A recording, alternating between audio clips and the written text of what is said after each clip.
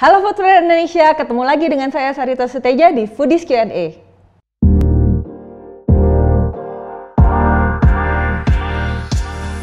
Ada satu pertanyaan dari Foodpreneur Indonesia yang minta saya jawab. Bagaimana caranya agar sebuah program menghasilkan news value yang besar? Untuk news value yang besar sebetulnya tidak terlalu sulit, asal kita tahu celah-celahnya. Yaitu bagaimana cara kita mengemas si news ini, si berita ini dengan pendekatan yang cukup bombastis. Bisa dengan kita mengemasnya dengan kalimat-kalimat yang wah, atau misalkan luar biasa, atau misalkan sekali dalam setahun, sekali dalam 1000 tahun, hanya terjadi sekali, atau penawaran terbatas. Biasanya dengan kalimat-kalimat seperti itu. Jadi pendekatannya bombastis dan berikan penawaran yang sangat singkat untuk orang bisa mendengar dan apa itu.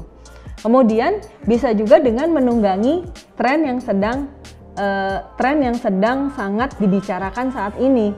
Misalnya kita bicara tentang kemarin ada polar vortex misalnya. Waduh, apalagi itu kan polar vortex, baru dengar kayaknya istilah itu. Tapi istilah-istilah seperti itu memang mungkin dibicarakan di kalangan tertentu, di mana fenomenanya itu memang terjadi di Amerika Serikat dekat kutub. Nah, polar vortex ini kan juga terjadi mungkin hanya sekian ratus tahun sekali. Tapi fenomena ini tentu saja menjadi pembicaraan di sebagian besar orang. Nah, tidak ada pernah salahnya kita mengaitkan tren-tren seperti itu dengan berita-berita yang ingin kita muat. Sehingga orang akan bertanya, apa itu ya gitu kan. Bahkan pada saat disebut, hubungannya apa ya sama kuliner ya gitu. Kadang-kadang tren-tren seperti itu juga bikin kita bertanya-tanya kan, apa ini? Akhirnya orang jadi mencari tahu. Nah, bagaimana caranya selain bombastis, kita juga menunggangi tren-tren kalimat-kalimat atau sapaan-sapaan juga sedang digunakan oleh anak-anak zaman now sekarang. Jadi sebetulnya cukup relevan dengan saat ini. Kemudian salah satu yang membuat news value-nya besar juga itu adalah masukkan angka-angka yang bisa menambah efek kebombastisan itu. Misalkan yang dulu pernah kita lakukan itu adalah membagi 1000 piring gratis, atau misalkan yang sering dilakukan oleh salah satu unicorn kita lah, mereka sering kan menyebut bahwa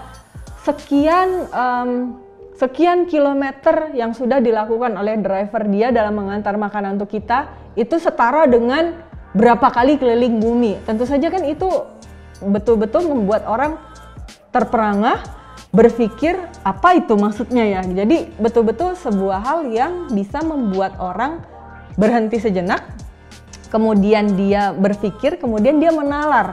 Itu yang akan membuat news value kita cukup besar dan menjadi sebuah hal yang patut untuk diberitakan oleh media.